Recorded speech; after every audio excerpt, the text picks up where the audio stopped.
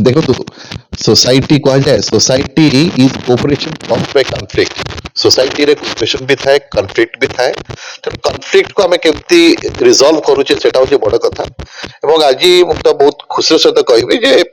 जेतु दीटा association Bhadrak रे badminton association registration हेतिला तेणु स्वाभाविक भाव में कॉन्फ्लिक्टिंग ओपिनियंस रहउथला कन्फ्लिक्टिंग एस्पिरेशंस रहउथला but that is okay but आज जेतोळे राज्य स्तर रु ओडिशा स्टेट बैडमिंटन एसोसिएशन को दायित्व दिया जाइछि तेणु सेमाने आज भद्रक रे गोटे टूर्नामेंट करूछथि स्टेट लेवल टूर्नामेंट एवं सेथि पई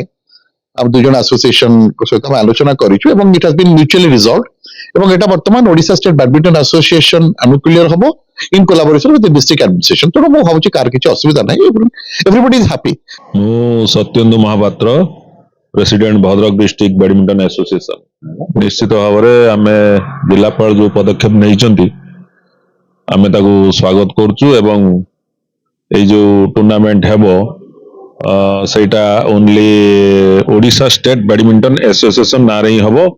organise by Odisha state badminton association अन्य कौन ना रे हबो नाही हमर जो माने अछंती काली पहर दिन भी अच्छी से प्रतियोगिता पार्टिसिपेट करेंगे एवं से माने निश्चित भाव कृतकार्य हेबे निश्चित भाव जो पिला माने सब आम भद्रक जो माने खेली आगु डिस्ट्रिक्ट स्टेट खेली से भाग नेबे एवं से माने सिलेक्शन हेबे स्टेट पाई और नेशनल पाई।